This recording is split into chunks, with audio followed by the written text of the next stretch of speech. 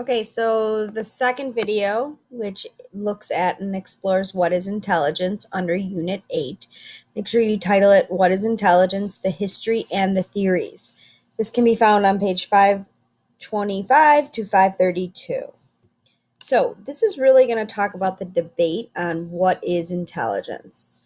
Remember, intelligence is a social construct. It's something that culture decides. So historically, okay, in America, intelligence looked at areas of mental reasoning, memory, verbal ability, spatial recognition, etc. So it looked at the mental reasoning of an individual. The two people that studied this and looked at this was known as Charles Spearman and L.L. Thurstone. If you could score high enough on a certain test, they would deem you as somebody who was intelligent. However, is that the only way people can be intelligent? And this is where, in the last 40 years, contemporary psychologists have faced and stepped forward. They started to look at what about other areas such as physical ability or creativity. They looked at areas outside the cognitive ability as deeming intelligence. In the 1980s to today, people began to question the idea, what is intelligence? The contemporary psychologists are Robert Sternberg, Daniel Goleman, and Howard Gardner. So first, let's look at the historical view. Charles Spearman was the first person to really look at intelligence in 1863 to 1945. He believed overall we had one general intelligence, and this is known as the G factor. The G factor is a general intelligence that underlies specific mental abilities and is therefore measured by every task of intelligence. He believed that if we were able to score high in an area such as memory, that we would score really high in an area such as mental reasoning. He used what was known as factor analysis, which was a statistical procedure that would cluster areas of related items together. It would average our scores. And he thought if we were successful in one area, such as problem solving, this would translate to other areas such as reasoning ability. So if we're smart technically in one area, we're going to be smart in all areas. So looking at an example of your SAT score, there's different areas of the SAT. One is reading and one is math. Spearman would believe that if you were high in one area, you would be high in all areas. Okay, and he believed what we had is one general intelligence. People began to oppose this idea, and this is still a historical viewpoint because it's dealing with your mental reasoning. L.L. Thurstone, 1887 to 1955, opposed his idea. He gave over 56 tests to cross-sectional groups of people, and he argued that we're intelligent in 7 different categories. Okay? He believed people were mastering various traits and struggled in others. He proved that Spearman's theory. He liked the academic ability.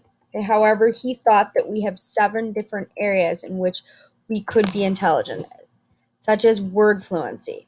We may be really smart in word fluency, however, struggle in verbal comprehension. Okay. He also thought that the area of spatial ability was an area of concern. Speed was another thing people could master or suffer with. Numerical ability, okay, really good with numbers. Reasoning and arguing points, okay, and memory. Somebody may be really good at numerical ability, but really bad with verbal comprehension. These were the 7 areas he believed that we could be intelligent in. So this would argue that if you were looking at your SAT score, you may be really high in math, however, really low in reading. Okay. And you could take the opinion. Would you believe in Charles Spearman or would you believe in L.L. Thurstone? Both were historical viewpoints. And now we're getting into the contemporary in the last 30, 40 years. on understanding what is intelligence. Robert Sternberg was one of the contemporary perspectives of intelligence. And in 1988, he came up with what was known as the triarchy theory of intelligence. He believes that we are could be intelligent in three different areas, and one is stronger in areas than other. So he believed that we have the ability of being creative. Can we generate new ideas? Analytic, or there's that academic problem solver that we saw with the two early historical viewpoints. And the last one is practical. You could be really strong with everyday tasks and skills, managerial, organization, etc. So he believed this is now contemporary because it doesn't just think that we could be smart through the academic perspective, but we could also have a intelligent viewpoint based off of creativity, and also you could be really practical in terms of street smarts. So there were three different areas that you could be intelligent in. One, again, like I told you, you may be a student that's really high in the analytical viewpoint. Okay, you can understanding long math problems, understand strong, be really good at DBQs and analyzing documents. However, you may have a lower score in creativity and a lower score in street smarts. Okay, I would say I'm stronger in the analytical and creativity perspective, and I may not have a strong practical intelligence, which is the managerial or could be something like street smarts. Another contemporary psychologist would be Howard Gardner, and his theory came out a little bit before Robert Sternberg. His came out in 1983. He believed that IQ can be measured only a limited range of human mental abilities, so the academic was very limited, and he argued that we have 8 separate mental abilities. He calls these the multiple intelligences. And there's been a lot of people who really still question this theory. However, I think it's important, being in a psychology class, that you do understand the components of it. So he believed that you have 8 different multiple intelligences, and you could be smart in one area and struggle essentially in another area. So the first one is your musical ability. You're really strong in terms of reading music, understanding music, playing music, or maybe singing music.